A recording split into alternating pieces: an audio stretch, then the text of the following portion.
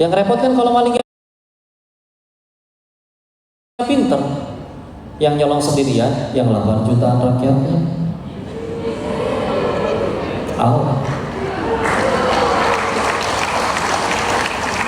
Nggak usah di-tag ke siapa-siapa ya.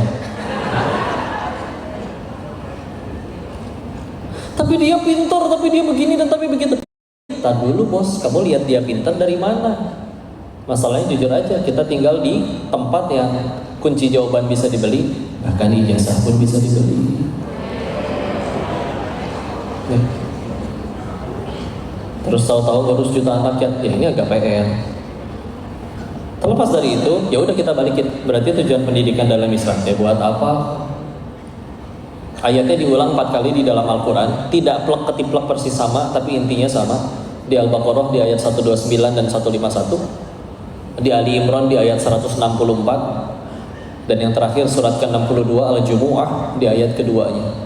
A'udzu billahi minasyaitonir rajim. Bismillahirrahmanirrahim. Huwallazi ba'atsa fil ummiyina rasulan minhum yatlu 'alaihim ayatihi wa yuzakkihim. Ada terusannya, wa yu'allimuhumul kitaba wal hikmah. Tapi lihat, Allah menurunkan rasul dari kaum kalian sendiri yang ummi, enggak bisa baca tulis, untuk satu, membacakan ayat-ayatnya, dan yang kedua, ini yang paling utama, wa yuzakkihim, menyucikan jiwa. Punten, apa Rasul datang ke orang kafir Quraisy pengen bikin mereka pinter? Udah pada pinter. Allah sendiri berfirman, ila fihim rihlatash shita'i was-shayf. Mereka rihlah untuk bisnis jualan. Kita juga rihlah sih, suka diterjemahin jalan-jalan kan. Cuma bedanya mereka rihlah jadi duit, kita rihlah ngabisin duit. Nah itu bedanya. Mereka kadang terserah musimnya. Pergi ke utara ke negeri Syam, cuan. Pergi ke selatan ke negeri Yaman, cuan. Jago nyari duitnya, pinter. Terus Rasul datang kepada mereka pengen minterin mereka, enggak, udah pada pinter. Tapi untuk satu tujuan, wa yuzakkihim, menyucikan jiwa. Ya. Karena nanti nggak tahu nih visi misinya universitas terbuka apa. Mudah-mudahan nanti yang paling awalnya diganti, menyucikan jiwa anak Anda. Ajib. Ya pun, dan itu Pak sekadar bicara pintar ya Pak. Nah, karena ada orang-orang di luar sana yang nggak peduli agamanya apa, tapi pinternya luar biasa. Dikasih 500 digit angka, diapalin bisa, coba 500 digit angka, sampai ada lombanya, sampai ada rekor dunianya. Bahkan ya BUMN aja sekarang sampai ininya akhlak.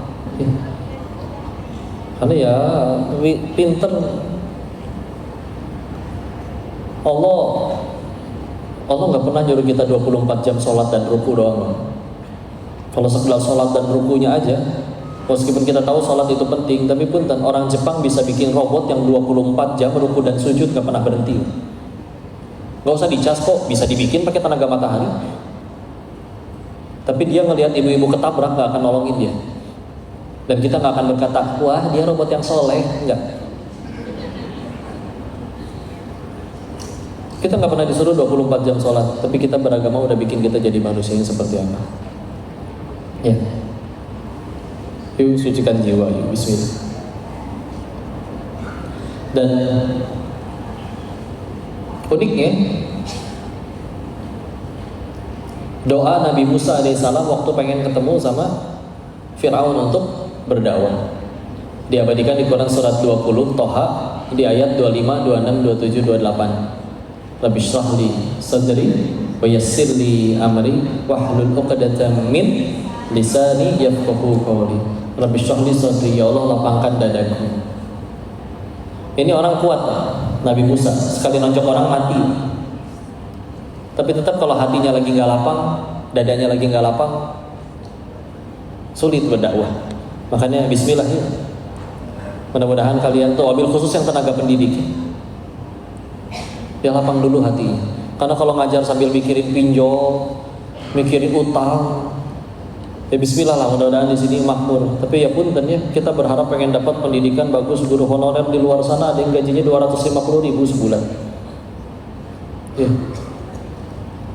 Kalaupun dia tetap jujur pun, terus secara manusiawi tiba-tiba dia tawarin, "Pak, mau kerja gak, nganterin paket nih, gajinya lebih gede, bisa pindah tuh dia." Dan itu nggak apa-apa, nggak jadi dosa, manusiawi. Sedangkan kita tahu pendidikan itu, masya Allah.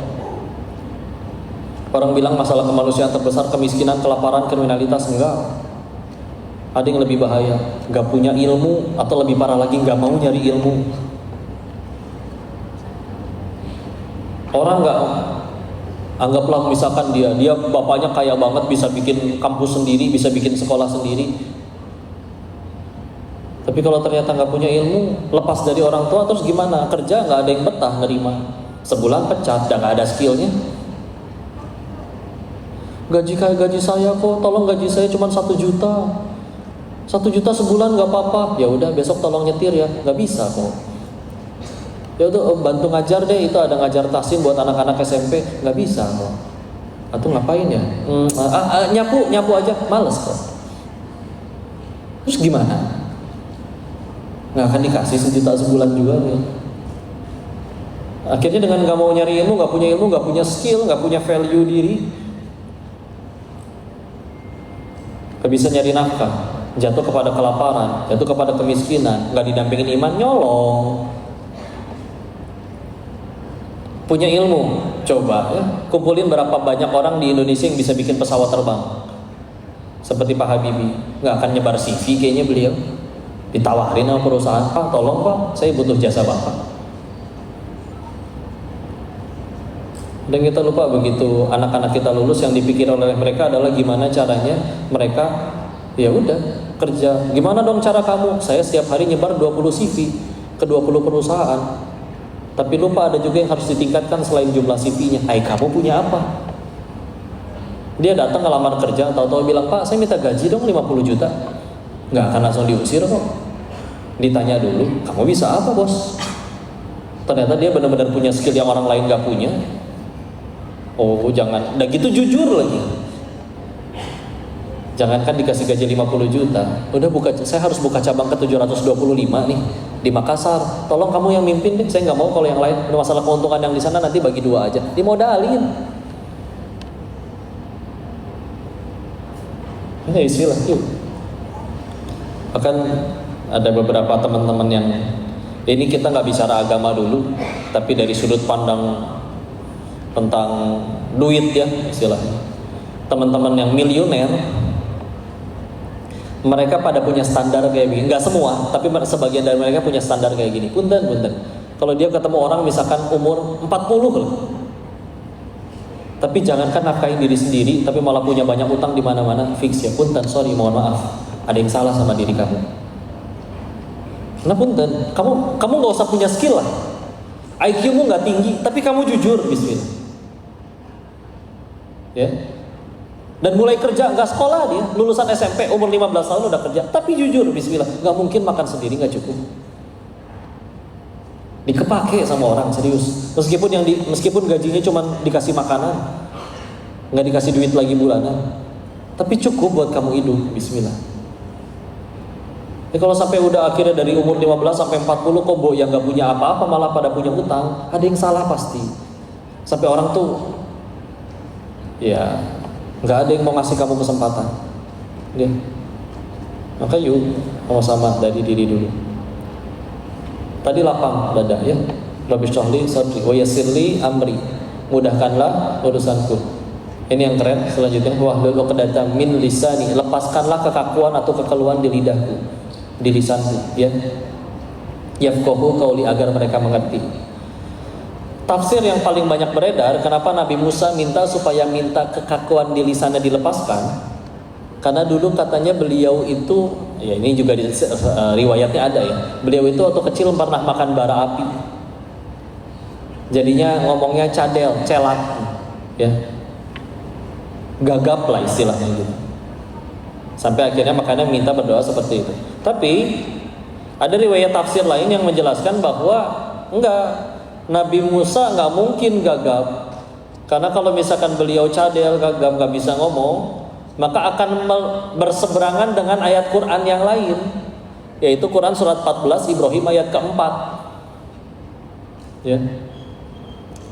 Wa ma arsalna, bahwa Allah itu menurunkan nabi di kalangan kalian bilisanin qaumihi, dengan lisan kaumnya, liyubayyina lahum, untuk supaya bisa menjelaskan kepada mereka. Gimana caranya Nabi bisa, orang punya gelar Nabi tapi nggak bisa ngejelasin? Nggak mungkin. Nabi Musa nggak mungkin. Mungkin pernah makan bara api tapi nggak akan cadel, nggak akan gagap. Nah, beliau nggak cuma menyanggah, tapi menyertakan dua hal alasan lagi. Kalau gitu Nabi Musa minta lepas kekakuan di lisannya, pengen apa? Alasan pertama, satu, karena Nabi Musa itu pernah makan jasanya Firaun. Gimana ceritanya kok? Kan dulu dianyutin ke sungai. Jadi ceritanya dia, Firaun ini dapat ramalan bakal ada pemuda dari Bani Israel yang akan menggulingkan dia. Akhirnya ya udah, bunuh semua anak laki-laki yang lahir. Dikasih tahu sama penasehatnya, kalau anak laki-laki dibunuh semua, nanti siapa yang bakal kerja buat kamu? Oh iya ya, ya udah, setahun bunuh, setahun enggak. Makanya Nabi Harun enggak dibunuh, karena setahun lebih tua, lahir di tahun dimana tidak harus dibunuh. Dianyutin, terus akhirnya yang nemuin dan ngangkat anak siapa? Istrinya, Asia. Jadi tinggal di istana. Biar gimana, Asia itu ibu rumah tangga, dapat nafkahnya dari siapa? Firaun. Ya iya, itu dia. Ya. Makanya dakwah yang paling berat itu ke orang tua sendiri kan, karena kita terlalu banyak makan jasa beliau. Cuman ya itulah hikmahnya, tolong bayangin ya. Akhirnya nggak ada perempuan, nggak ada, Nabi Musa kecil alaihissalam nggak pengen nyusu dengan siapapun. Kakak perempuannya udah ngikutin. Saya tahu ibu yang anak ini pasti mau nyusu. Serius, bawa dong ke sini. Dijemput, nyusuin di istana. Bayangin ya. Hanya beliau satu-satunya seorang ibu yang nyusuin anaknya sendiri, tapi dapat gaji dari negara. Cuman karena satu hak nurut. Makanya sampai di kitab Bidayah wa Nihayahnya Imam Ibnu Katsir ya, kalau sampai disebutkan ada nabi dari golongan wanita, maka salah satunya adalah ibunya Nabi Musa. Karena ya beliau dapat petunjuk dari Allah, anyutin tuh anak. Ini juga makanya tawakalnya tuh luar biasa ya. Secara logika, aduh anak lagi dikejar-kejar, maknya masa iya dianyutin. Cuman kalau nggak dianyutin, ya gimana mau petak umpet, pasti ketahuan. Anak kecil nggak bisa disuruh tetap nangis. Ya udah nurut, begitu anyut tuh lihat. Cuman kalau misalkan bolak-balik ke istana jauh, oh ya udah bawa aja bayinya pulang, dikawal pakai mobil plat merah. Kalau zaman sekarang, ya kan Firaun kepala negara aja waktu itu, ya. Udah mah digaji. Coba kalau nggak nurut sama Allah waktu itu, gara-gara nurut, nyusuin anak sendiri digaji. Ya, kadang kita tuh selalu ribet mikirin takdir, padahal kita nggak pernah disuruh nentuin takdir. Tugas kita nurut, takdir urusan Allah. Aduh gimana nih dolar naik, bapak punya paspor aja enggak, kok mikirin ke luar negeri, mikirin dolar ya. Aduh gimana nanti presiden, udahlah ya, udahlah disini. Nanti kalau 5 tahun lagi dia berkuasa, bapak ntar malam ya belum tentu hidup pak, kalau mau jujur ya. Bukan berarti nggak boleh mikirin, tapi kalau sampai terlalu panik, sampai stres juga rugi ya. Dan kita hamba Allah, bukan hamba dunia ya. Maka itu dia satu, jangan terlalu banyak hikmahnya ya. Dan ini demi Allah pelajaran dari Nabi Musa. Tapi khusus bagi para pendidik, para guru, para dosen, jangan terlalu banyak makan jasa orang lain. Contoh nggak usah dosen lah ya, guru PAUD lah misalnya, ngelihat di depan restoran, wah restoran itu kan punya orang tua dari murid saya makan di sana pasti gretong. Nyobain masuk dan bener aja, Bu guru silakan makan, Bu dosen silakan. Pas mau bayar sosok acting, tapi dompetnya sosok nyangkut ya, padahal nggak ada dompetnya. Nggak usah, oh jangan. Kalau ditanya itu makan di situ yang digratisin itu halal atau haram? Halal. Tapi punten, kalau suatu saat si guru itu, si dosen itu harus dakwah ke yang punya restorannya, kena. Lu ngajarin gua, Lu bukannya dulu yang suka nebeng makan di sini ya? Ajib itu. Mau diapain lagi itu kalau dijawab kayak gitu? Nabi Musa juga kena soal. Kamu bukannya dulu bocah yang saya kasih makan? Dan kadang ada salah satu alasan pentingnya kita umat muslim tetap harus sukses, minimal dunianya juga. Karena itu jadi alat bagi kita untuk dakwah. Kita pengen dakwahin para miliuner supaya hartanya berkah, disedekahin, supaya dipakai wakaf, supaya jadi kebaikan. Tapi tahu-tahu kita jalan dengan yang mohon maaf ya, tidak dianggap selevel sama mereka. Nggak punya duit miliaran seperti mereka. Tahu-tahu nasihatin, pakai dong hartanya biar berkah. Siapa lu? Lu ngumpulin duit sebanyak kami aja nggak bisa. Makanya ketika nyampe ke Madinah, Abdurrahman bin Auf dipersaudarakannya sama orang kaya juga, Sa'ad bin Rabi radhiyallahu anhu. Tapi satu tadi hikmahnya, pelajaran dari Nabi Musa, tapi khusus kita para pendidik, jangan terlalu banyak makan jasa orang lain. Segini yang halal ya, apalagi jelas-jelas yang haram. Kasus-kasus yang mohon maaf ya, kalau dulu di zaman sekolah katanya ada yang, Pak Guru ini tolong bikin anak saya naik kelas. Ya kan, ya Allah, alhamdulillah. Jagain, selagi kita nggak terima itu, kita nggak mati, nggak perlu udah bismillah, mandiri aja. Itu memudahkan nanti untuk dakwah kita. Ya. Satu, jangan terlalu banyak makan jasa orang lain. Hikmah kedua, kenapa Nabi Musa minta supaya lepas kekakuan di lisannya? Menurut ahli tafsir yang tadi, alasan keduanya adalah karena Nabi Musa juga pernah melanggar aturannya Firaun. Kapan kok? Surat 28 Al-Qasas. Ada orang Kibeti sama orang Bani Israil berantem, rese, gebuk salah satunya, meninggal sekali tonjok, melarikan diri ke negeri Madian. Sebagian ulama berpendapat itu sejaman dengan Nabi Shu'aib alaihissalam, sampai menikah dengan perempuan di situ. Ya, diceritakan kisah ta'arufnya, kisah menikahnya Nabi Musa di surat Al-Qasas. Dan ketika harus balik lagi berdakwah ketemu Firaun, kan kena. Kamu ngajarin yang benar, kamu juga pernah buat salah kok. Kadang kitanya nggak siap, kitanya kena mental. Iya, bukan berarti yang berdakwah itu harus gak punya dosa seperti Nabi. Karena kalau kayak begitu yang boleh dakwah cuma Nabi, cuma Rasulullah. Tapi ya buktikan, ya. Masa lalu apapun itu kubur, berubah benar-benar, berubah jadi baik. Baik betulan di hadapan Allah, bukan di hadapan makhluk. Dan kalau ternyata belum pernah berbuat salah, jaga diri benar-benar, ya. Karena kena nanti. Hadis bisa nyampe ke kita. Itu kan kita nggak ketemu Nabi ya. Bahkan Imam Bukhari aja yang meriwayatkannya nggak ketemu sama Nabi. Jadi hadis itu ada yang disebut sanad ya, dan cara menjelaskan sanad yang paling gampang itu adalah ilmu cenah. Tahu cenah? Cenah mah kata dia gitu. Kalau bahasa Jawanya jarene ya.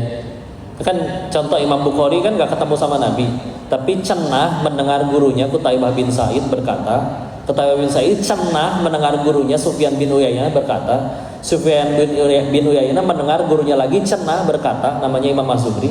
Imam Az-Zuhri cenah mendengar sahabat Nabi Abu Hurairah berkata, Abu Hurairah cenah mendengar Rasulullah berkata. Cuman rantai cenahnya ini ya, yang diisi oleh orang-orang yang nggak mungkin dusta semua, adil. Kan syarat hadis jadi sahih itu 5. 1, ittasalus sanad, sanadnya bersambung. 2, adalatul rawi, rawinya adil. Yang ketiga, hafalannya dobit. Yang keempat, tidak ada syadz. Yang kelima, tidak ada ilat. Gak cukup dibahas semua. Tapi lihat yang kedua, adil. Adil di sini bukan dalam bahasa Indonesia ya, pisang goreng 4, orang yang 4 berarti seorang 1, bukan. Tapi termasuk salah satunya adalah menjaga dirinya, marwahnya. Sesederhana misalkan contoh, Imam Bukhari hidup di hari ini, tapi ternyata beliau nongkrongnya nggak di masjid, nongkrongnya di warnet sambil main point blank. Pasti nggak nyambung, nggak mungkin Imam Bukhari itu. Kita nggak akan bicara, oh bisa jadi hukum gamenya tidak dosa, mubah, selagi nggak nyampe ninggalin sholat. Tapi kayaknya nggak pantas Imam Bukhari ada di situ. Sebagaimana tadi kalau ngomongin rokok pun, AA kalau di DT di Darut Tauhid suka bilang, ini mah ngajak mikir aja. Kalau misalkan di zaman Nabi udah ada rokok, coba kebayang gak Nabi nyamperin para sahabat yang lagi pada nongkrong, cik atau rokok, Enggak nyambung. Ya. Maka punten ya para ahli hisab di sini ya. Ahli hisab. Tapi yuk tadi ada pelajaran luar biasa dari Nabi Musa. Jangan terlalu banyak makan jasa orang lain, dan yuk jaga diri kita dari perbuatan yang sekiranya bikin kita kena setiap kali nyampein sesuatu. Kan ya punten ya, malu. Jadi duta anti narkoba ketangkap narkoba misal. Duta anti korupsi tapi ketangkap korupsi. Ya. Iya, orang bisa fitnah, bisa apa, tapi kita tahu fitnah itu gak selalu mempan kok. 4 imam mazhab pernah difitnah.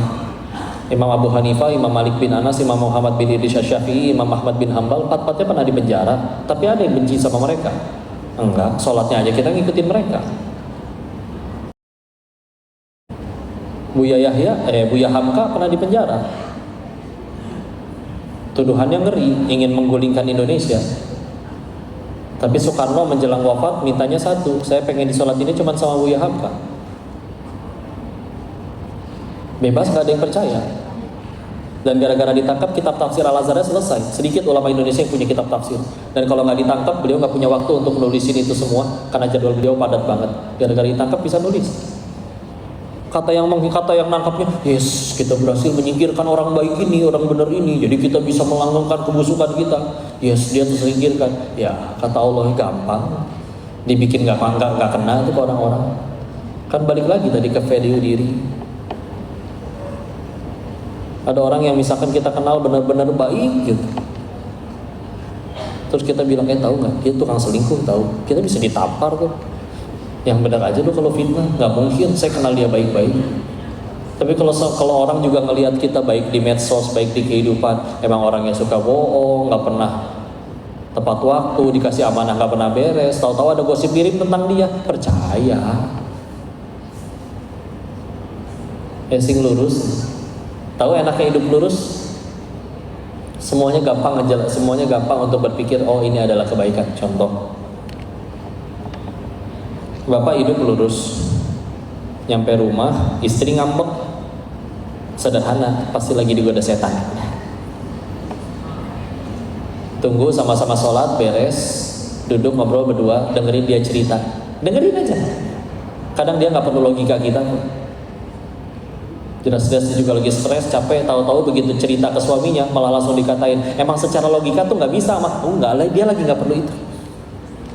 Dia cuma perlu disediakan dan perlu untuk dibuat bahwa dia tahu bahwa apapun yang terjadi sama kamu, satu dunia musuhin kamu, akan ada tetap satu bahu ini yang menerima kamu bersandar. Udah cukup. Jangan debat istri ketika dia marah, nanti dia bisa tambah marah. Jangan debat istri ketika dia tenang, nanti dia bisa marah. Jadi mesti gimana? Dengerin aja. Tuh Pak, harusnya aku cekot kemarin, ya mana bagus, mana murah, jadi sekarang nggak ada. Kita mesti ngapain? Ulangi perkataannya. Iya ya ma, anda ya jadi cekot kemarin, ya jadi nggak dapet deh. Ulangi aja. Setidaknya dia tahu kita di pihak dia, beres. Ada ibu-ibunya, maaf dulu. Istilah saling. Tapi kalau misalkan kita di tempat kerja licik, korupsi, genit, ke anak magang, tahu-tahu nyampe rumah istri marah, bingung nih. Ini dia lagi digoda syaitan. Apa Allah memang bolak-balikan hati istri untuk gugurin dosa saya? Makanya dibikin ngambek dia. Bingung ya? Kita hidup lurus di tempat kerja, tahu-tahu kena fitnah sama orang, percaya lagi, dipecat. Sederhana, berarti Allah pengen ngasih saya tempat kerja yang lebih baik, beres. Tapi kalau sambil nyolong, sambil korupsi, sambil licik, tahu-tahu kena pecat, bingung. Ini Allah takdirin saya kena pecat untuk ngasih saya tempat kerja yang lebih baik, atau buat gugurin dosa saya kemarin licik ya? Enakan lempeng ya, istilah. Allah juga udah ngasih tahu semua yang gak enak dalam hidup kita diundang kelakuan kita sendiri ya. An-Nisa ayat 79, misal ma asobaka min hasanatin fa minallah wa ma asobaka min sayyi'atin fa min nafsik. Ada kebaikan datangnya dari Allah, ada keburukan diundang tangan kita sendiri. Lebih tegas lagi di surat 42 Asy-Syura ayat 30, ma asabakum mim musibatin fabima kasabat aydikum wa ya'fu an katsir. Kalau ada musibah terjadi sama kamu, diundang oleh tanganmu sendiri. Gak mungkin dia film-film azab lah dia. Jelas-jelas misalkan ya, dia lurus hidup, guru ngaji, tahu-tahu lagi jalan kepleset masuk truk molet, enggak.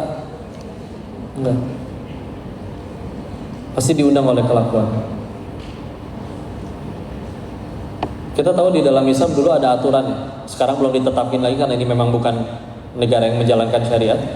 Jadi kalau misalkan nyuri ada potong tangan, kisos. Ustaz Felix tahu? Beliau pernah ngajak ngobrol kayak gitu ke papahnya yang masih belum muslim.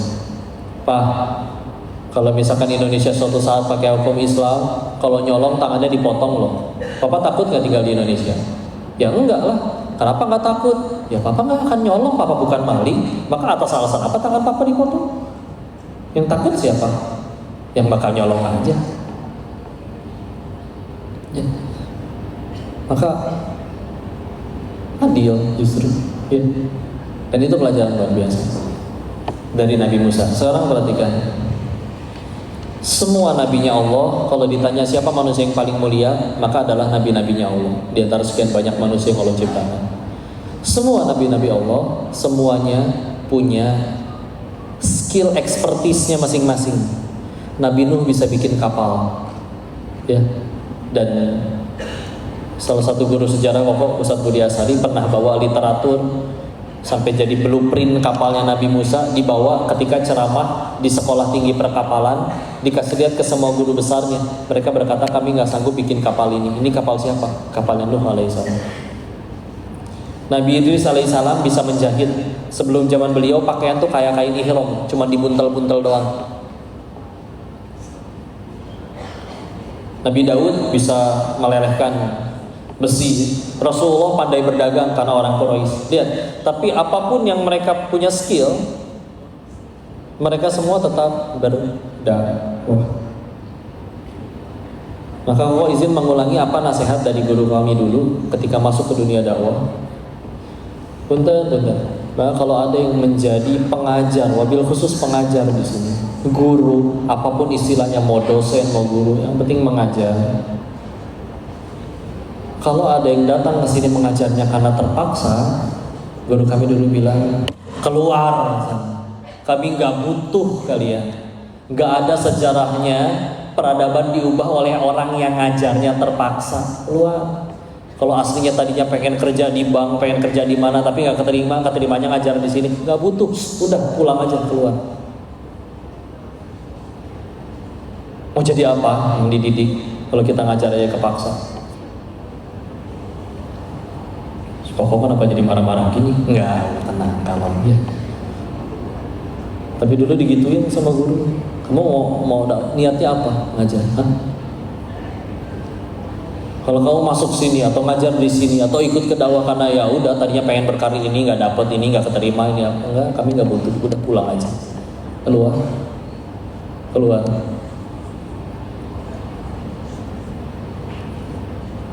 Tapi saya pengen jadi orang kaya kok, silakan berbisnis, ada jalannya kok, bisa ikutin jalannya Abdurrahman bin Auf. Bukan nggak boleh. Tapi kalau udah pengen benar-benar jadi dosen, jadi guru, jadi pendidik, kalian itu orang-orang yang Nabi sebutkan, innallaha wa malaikatahu yusholluna yu'allimin nasil khair. Sesungguhnya malaikat Allah dan para malaikat dan semua, sampai ikan di lautan, sampai semut di lubangnya, bersolawat kepada yu'allimin nasil khair, orang-orang yang mengajarkan kebaikan kepada manusia. Dan kalian ngajarin ilmu kebaikan, apa yang akan kalian terima jauh lebih mahal daripada sekedar uang yang banyak. Punten, pengen kaya mah jangan kerja di UT, mendingan ibu jadi koruptor. Pengen kaya mah jangan kerja di UT, mendingan ikut saya ke Thailand jadi bandar judi. Tapi kan hancur di hadapan Allah. Dan yang kalian kerjakan bukan itu. Contoh, ada yang jualan kaos kaki, ditanya, Pak, berapaan? 10.000 deh. Modalnya berapa, Pak?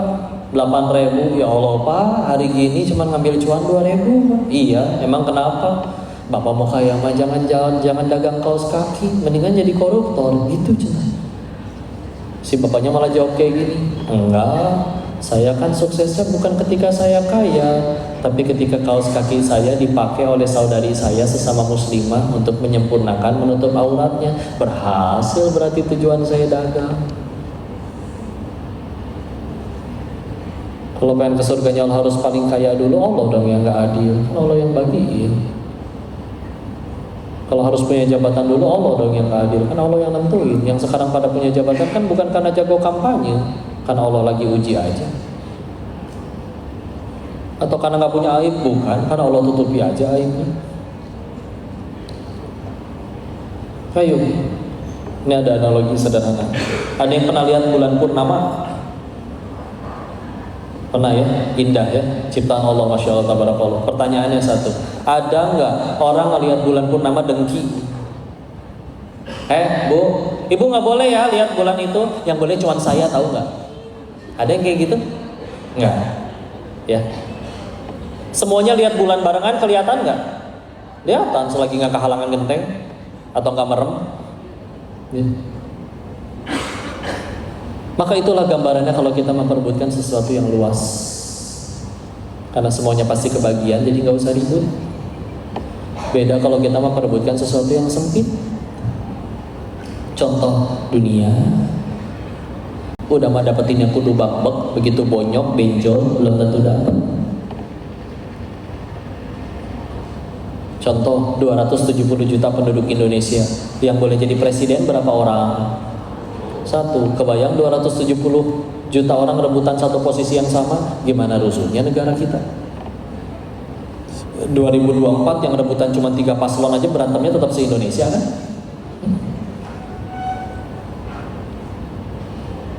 Tapi kalau 270 juta orang semuanya pengen ke surganya Allah, semuanya jujur, semuanya ibadah, semuanya berakhlak mulia, semuanya birrul walidain, semuanya jaga sholat, sedekah, semua dalam kebaikan dilakuin. Pertanyaannya, muat gak surga bagi 270 juta orang?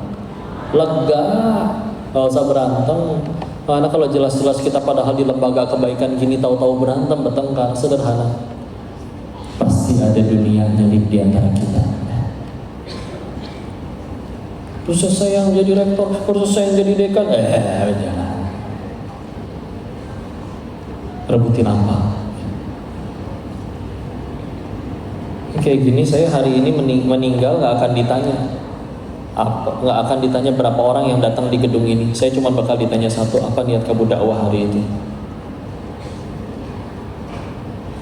Mau ceramahnya di Mabes TNI, diwajibkan oleh Pak Jenderal semua tentara nonton, niat salah nggak jadi apa-apa. Bicaranya di markas Hansip, yang dengar cuma satu Hansip, itu juga ketiduran. Tapi niat lillahi ta'ala tetap jadi amal soleh di sisi Allah. Kita nggak pernah disuruh ngubah orang. Walaupun tadi tujuan pendidikan dalam Islam adalah menyucikan jiwa, tapi kabar baiknya kita nggak pernah disuruh ngubah orang. Maka pun dakwah baru akan jadi berat kalau kita mewajibkan orang harus jadi soleh gara-gara kita. Enggak. Kalau memang manusia dikasih kekuatan untuk nyolehin orang, satu dunia udah soleh semua berkat dakwahnya Nabi. Tapi pamannya beliau sendiri aja, ayahnya Ali, yaitu Abu Thalib, nggak masuk Islam. Orang jadi baik setelah ngobrol sama kita, setelah ikut kelas kalian, Allah yang ngubah, gak usah ngaku-ngaku. Itu dulu murid saya, enggak belajar sama bapak pun dia sukses, bisa sukses. Dia nggak berubah setelah ngobrol sama kita, setelah ikut kelas kita, selagi niat kita benar tetap jadi pahala. Pernah ada yang nanya kayak gini, kok saya temenan sama dia 30 tahun, tiap hari saya ngingetin dia sholat, sampai hari ini belum sholat juga, berarti saya mesti gimana? Saya jawab, selamat. Berarti kamu punya pahala dakwah 30 tahun. Punten ya.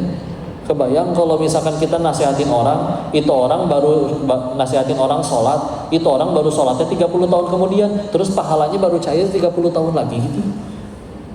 Enggak. Nih Pak, Bu, ayo bangun masjid. Oke, nih 10.000. ternyata masjidnya belum jadi, kita meninggoi duluan.